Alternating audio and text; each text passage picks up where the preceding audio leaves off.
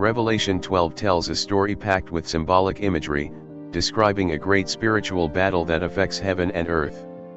This vision, delivered to John, offers an epic depiction of the conflict between God's people and the forces of evil, showing God's promise of ultimate victory and deliverance. The woman and the child. The story begins with a vivid image in heaven, a woman clothed with the sun, with the moon under her feet and a crown of 12 stars on her head. She is pregnant and cries out in labor, ready to give birth.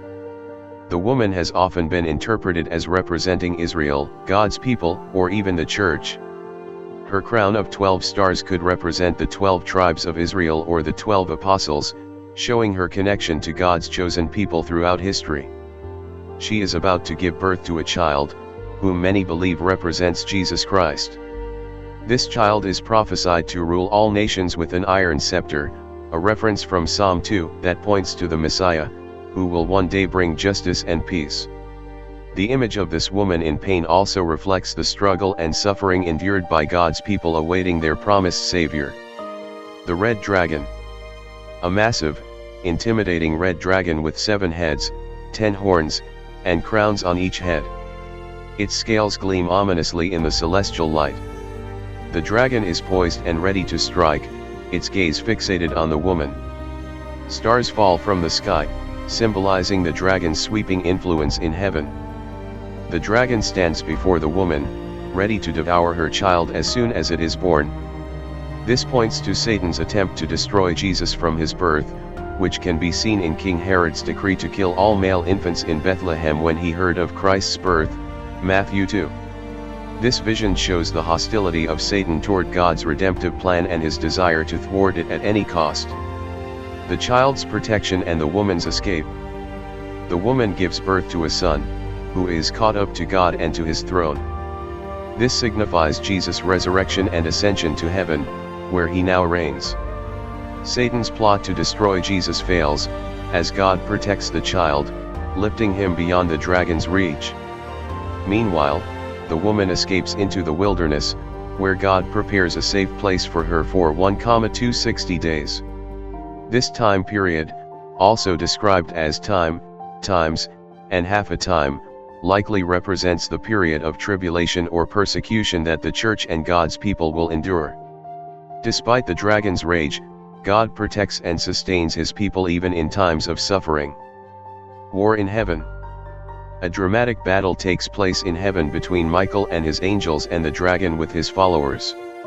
Michael, often seen as the archangel and protector of God's people, leads the charge against Satan. The battle is fierce, but ultimately, Michael and the forces of heaven prevail. The dragon and his angels are cast out of heaven, symbolizing Satan's defeat and expulsion from the heavenly realm. The dragon's wrath on earth. With great fury, knowing his time is short, Satan turns his wrath upon the woman and her offspring. This represents his persecution of the church and all who keep God's commands and hold fast their testimony about Jesus. God continues to protect the woman, giving her wings of a great eagle to escape into the wilderness, symbolizing divine assistance and protection during trials. However, the dragon spews water like a flood to try and overtake her, symbolizing various attempts to destroy or destabilize the church. In a final act, the earth itself intervenes, opening up to swallow the dragon's flood, further protecting the woman and thwarting Satan's plans. This symbolizes God's creation itself working to protect his people and frustrate the enemy's attacks. The offspring of the woman. Frustrated in his attempts to destroy the woman, the dragon wages war against the rest of her offspring, those who hold to the testimony of Jesus. This part of the vision indicates that all believers, as part of God's people, will face spiritual warfare and persecution. However, the overarching message is one of encouragement. Though Satan is powerful and aggressive, his defeat is assured. God's protection.